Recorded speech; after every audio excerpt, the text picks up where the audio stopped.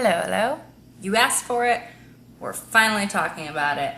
It's Let's Talk Tuesday, so let's talk about what the even heck is a spoonie. You've probably seen it in my Instagram hashtags or my Tumblr tags, the word hashtag spoonie. And what that refers to is to anyone who suffers from a chronic illness.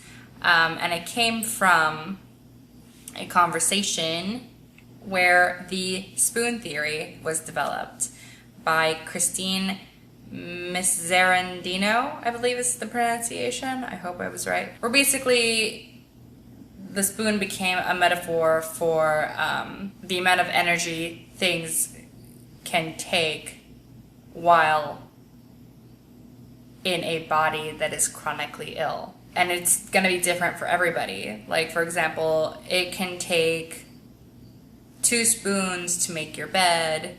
It can take 4 spoons to make yourself a meal in the kitchen. It can take 10 spoons to go out and socialize with your friends. And once those spoons are gone, they're gone. You can't really replace them.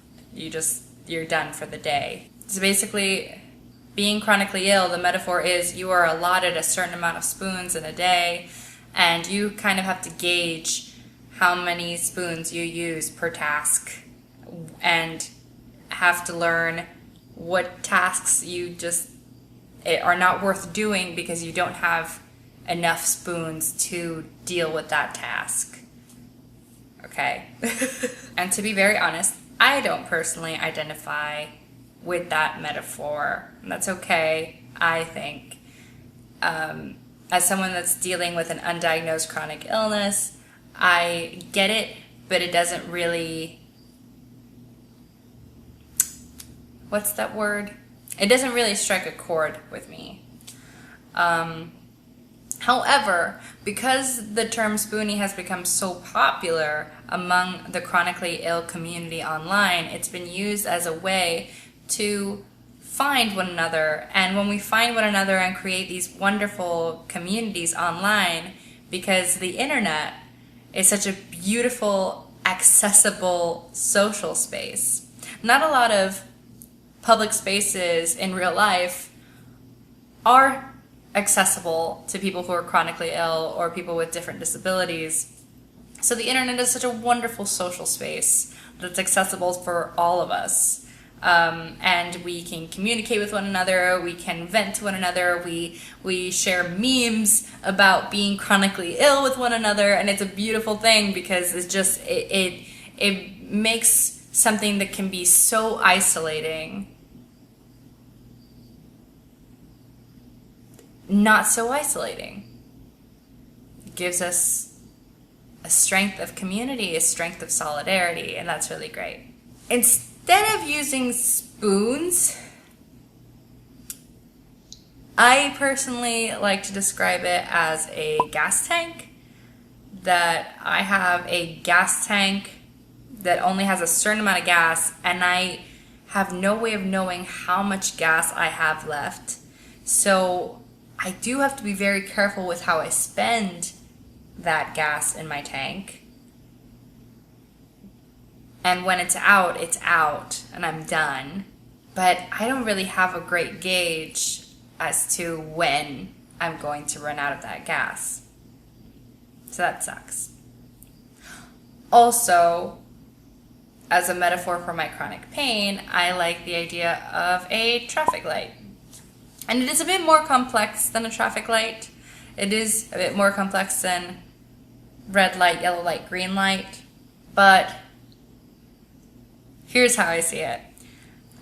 When my chronic pain metaphor is a traffic light, we have green, which would be days where I am ready to go, no pain. I am ready to take a walk around the block, or that's funny because that hasn't happened in years. I don't know, it's just full throttle, energetic, ready to go. Yellow light would be the days that I usually am in. I'm in a yellow light day today, which is that I am still fatigued, I'm still in pain, but I can push myself to sit up for a bit and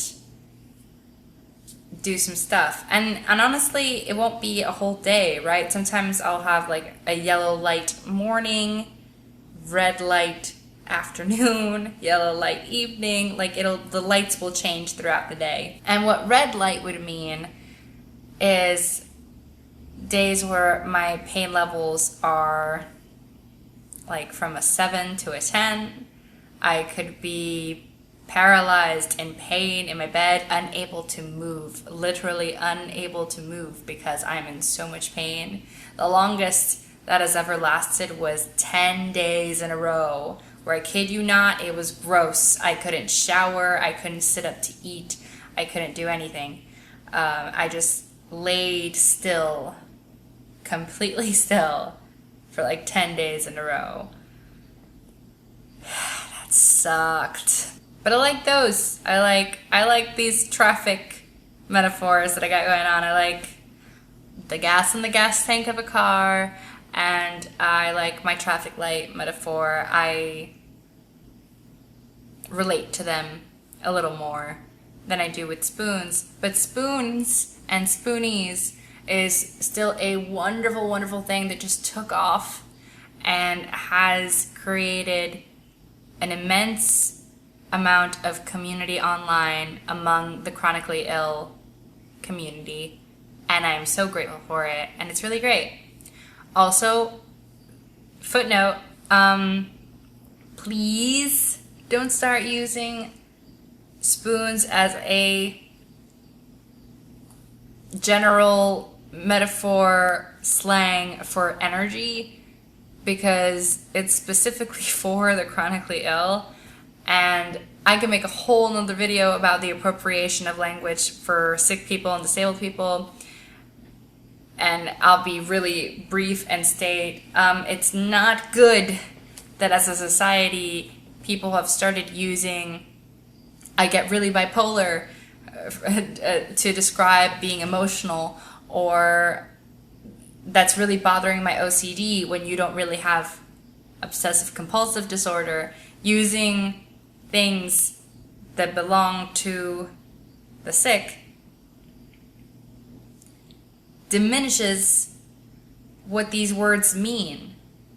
And those words are very real. And so then when you use these words like they're nothing, it takes away from the people that are really experiencing these things. And that sucks. So please be considerate of that. That's all. Okay, I talked a lot today. As always, I'd love for Let's Talk Tuesday to start a conversation in the comments below, so leave a comment and tell me what you think, and I will see you guys probably tomorrow. We'll figure it out. Okay, bye.